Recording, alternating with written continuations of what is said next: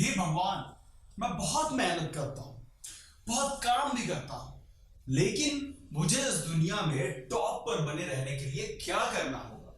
हे मानव, अगर तुम चाहते हो कि इस विश्व में, इस दुनिया में तुम्हारा नाम हो तो सर्वप्रथम तुम्हें अपनी कम्युनिकेशन पर काम करना होगा।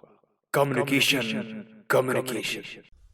Hello everyone, my name is Shivam Gupta. Welcome to my YouTube channel. और अभी अभी आकाशवाणी हुई है और उसमें आपको बताया गया है कि कम्युनिकेशन स्किल एक ऐसा वेपन है जिससे आप अपना ब्रांड बना सकते हैं और इस दुनिया में इफेक्टिव तरीके से जी सकते हैं और लोगों को काबू में कर सकते हैं। यानी कि आप अपने इफेक्टिव कम्युनिकेशन से लोगों का दिल जीत सकते हैं और इस दुनिया में एक अलग पहचान बना सकते हैं। बात तो हम रोज करते हैं, एक दूसरे से बात करते हैं, लेकिन जो एक्चुअल कम्युनिकेशन होता है वो क्या होता है? तो आज मैं आपको 10 टिप देने वाला हूं जिससे आप अपने कम्युनिकेशन स्किल को एक अलग लेवल पर लेकर जाएंगे और आप इफेक्टिवली दूसरे से बात कर पाएंगे। तो बताना चाहूंगा कम्युनिकेशन स्किल एक्चुअल में होता क्या है। बात तो हम एक दूसरे से रोज करते रहते हैं, लेकिन लेकिन लेकिन जो हमारे थॉट होते हैं, जो हमारे आइडियाज होते हैं, वो इफेक्टिवली एंड इंप्रेसिव तरीके से दूसरे को बताना, ये कहलाता है कम्युनिकेशन। सॉरी, ये कम्युनिकेशन नहीं, ये इफेक्टिव कम्युनिकेशन कहलाता है।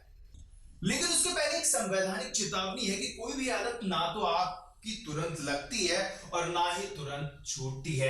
वैसे ही कम्युनिकेशन है। कम्युनिकेशन आपको इफेक्टिव बनाने के लिए उसकी प्रैक्टिस करनी होगी। आपको अपनी आदत में डालना होगा बात करने का, उसमें जो भी आपके अंदर कमियां हैं उसको दूर करने का। तो चलिए बढ़ते हैं पहले पॉइंट की ओर। पहला पॉइंट, कम्युनिकेशन टिप ये कहता है कि हमेशा कुछ भी अगर आप डिस्कस कर रहे हो, अब एम्प्लॉय से बात कर रहे हो या फिर इंटरव्यू दे रहे हो, कोई भी सेमिनार चल रहा हो, वहां पर सबसे पहले एज अ गुड लिसनर का वर्क करना चाहिए। यानी कि सबसे पहले आपको सामने वाले की बात पर इंटरेस्ट लेना चाहिए और उससे कंप्लीटली सुनना चाहिए। तभी आप रिकॉग्नाइज कर पाएंगे कि एक्चुअली क्या बोला जा रहा है, उसका मतलब आप समझ पाएंगे। इसके बाद ही आप अच्छे तरीके से, इफेक्टिव तरीके से आप उसका जवाब दे पाएंगे। गलती हम यही करते हैं कि हम एक्साइटमेंट में आ जाते हैं और क्योंकि हमें कुछ उसके बारे में जानकारी रहती है तो हम तुरंत बोलने की कोशिश करते हैं।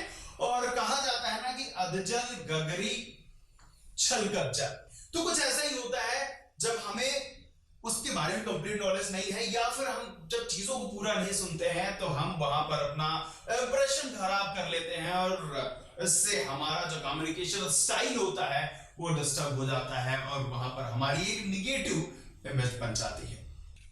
अब बढ़ते हैं दूसरे पॉइंट की ओर। दूसरा पॉइंट ये कहता है कि कभी भी आप किसी से बात करें तो सबसे इंपॉर्टेंट काम ये होता है कि आपका जो आई कांटेक्ट है, आई कांटेक्ट और चेहरे पर स्माइल, तो ऐसे वेपन होते हैं, कह सकते हैं रामबाण इलाज ही कह सकते हैं उस पर्टिकुलर इंटायर कम्युनिकेशन का कि जिससे लोग आपसे बहुत ज्यादा इंप्रेसिव होते हैं। सपोज करिए कि मैं आपसे बात कर रहा हूं, अगर मैं बात करता, आप मेरे सामने अभी तो बैठे हुए हैं, लेकिन अगर इस वर्चुअल चीज से निकलकर रियलिटी में आकर अगर मैं आपसे बात करता और मेरा चेहरा कुछ ऐसा होता, यानी कि मैं चेहरे पर खुशी नहीं हो, आंखों में कॉन्फिडेंस अगर नहीं हो, तो फिर ये क्या होता है कि एक निगेटिव इमेज देता है। सामने वाला कहता है उसके सामने, उसकी आंखों में तो ऐसा कुछ दिख ही नहीं रहा है, यानी कॉन्फिडेंस तो है ही नहीं, तो फिर कहां से मैं कॉन्फिडेंट बन पाऊंगा?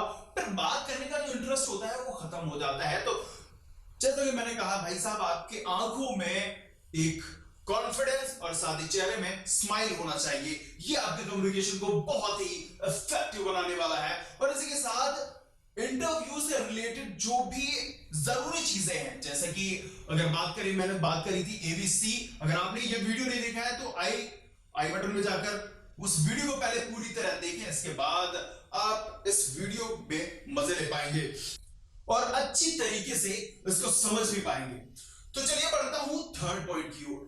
थर्ड पॉइंट ये कहता है कि जब भी आप किसी से बात करें, कम्युनिकेट करें, चाहे वो कोई भी क्षेत्र हो या फिर बात करें अगर मीटिंग हो रही हो, कुछ भी ऐसा डिस्कशन डिस्कशन चल रहा हो तो वहां पर जो आप बोल रहे हैं वो क्लियर होना चाहिए, आपके वर्ड्स क्लियर होने चाहिए। लेकिन अगर आपके वर्ड्स क्लियर नहीं आ रहे हैं, आप हड़बड़ा रहे हैं या फिर बीच में आप रुक जा रहे हैं क्योंकि आपके वर्ड क्लियर नहीं आ पा रहे, आप जो बोलना चाहते हैं शायद वो निकल नहीं रहा है, तो यहां पर आपको बता दूं आपके प्रैक्टिस में कमी है और आप कहीं ना कहीं उस प्रैक्टिस को मिस कर गए हैं जो कम्युनिकेशन के लिए बहुत जरूरी होता है। तो सबसे पहले आपको अपने वर्ड की क्लैरिटी रखनी पड़ेगी, यानी कि जो कुछ भी आप बोलने वाले हैं वो एक अलग इंप्रेशन देना चाहिए, एक अलग छाप दिमाग में छोड़नी चाहिए, तब आपका कम्युनिकेशन बहुत ही जबरदस्त होने वाला है।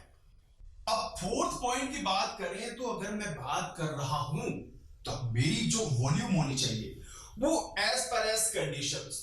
अगर मैं सेमिनार्स की बात कर रहा हूं, अगर मैं मोटिवेशन दे रहा हूं तो वहां पर आवाज मेरी कुछ हाई होनी चाहिए, एक दम होना चाहिए। अगर मैं इंटरव्यू में जा रहा हूं तो वहां पर मुझे अपनी बात ऐसी रखनी चाहिए कि सामने वाले तक आसानी से पहुंच जाए, ना तो ज्यादा मेरा वॉल्यूम अप हो ना ही डाउन हो। या फिर अगर बात करें अगर मैं वॉल्यूम अप करता हूं उस इंटरव्यू के दौरान तो सामने वाला इरिटेट हो जाता है, यानी कि जो इंटरव्यूअर है या फिर कोई भी अगर आपसे बात कर रहा है तो वहां पर इरिटेट हो जाएगा। और अगर मैं धीरे बोल रहा हूं तो आपको मूड समझने लगेगा कि सामने वाले को कुछ नहीं आता। तो आपका जो वॉल्यूम है, टोन है, वो मेंटेन करके चलना है जिससे सामने वाले को इरिटेशन भी ना हो और वो आसानी से समझ जाए। नेक्स्ट पॉइंट की बात करते हैं। जब भी हम कुछ बोले वो हमारा क्वांटिटेटिव एंड क्वालिटी बेस्ड होना चाहिए, यानी कि नाप तोल कर बोलना। ये बहुत ही गजब की स्टाइल होती है। ये जो स्किल होती है बहुत कम लोगों के पास होती है और ये स्किल अगर आपके पास है नहीं है तो उसे डेवलप करिए, क्योंकि नाप तोल कर बोलना एक बहुत ही जबरदस्त क्वालिटी होती है। आपने लोगों को कहते भी सुना होगा कि ये बोलता नहीं है लेकिन जब बोलता है तो बहुत जबरदस्त बोलता है, यानी कि एक नाप तोल कर बोलना यानी एक परफेक्ट इंप्रेशन देना, वो आपके कम्युनिकेशन में 4 चांद लगाता है। यानी कि जो शब्द बोलने हैं वो बोलना है, जो कहते हैं ना थोड़ा बोलो लेकिन इफेक्टिव बोलो। लेकिन इसका मतलब ये बिल्कुल नहीं है कि आप गए और थोड़ा सा बोल दिए बस फुर्सत। जहां पर जरूरी है, जितना जरूरी है बस उतना ही बात करनी है। इसके बाद नेक्स्ट पॉइंट में कभी कभी ऐसा होता है कि हम बात करते करते आर्ग्यूमेंट में आ जाते हैं। सामने वाले की बात से अगर मैं एग्री नहीं हूं तो इसका मतलब ये बिल्कुल नहीं है कि मुझे उससे झगड़ना है कि भाई तुम्हारा पॉइंट गलत है। नहीं नहीं नहीं, तुम्हारा पॉइंट गलत है, मैं इसे नहीं मान सकता। ये होता है मेरा पॉइंट तुम्हारा, बिल्कुल ऐसा नहीं करना है।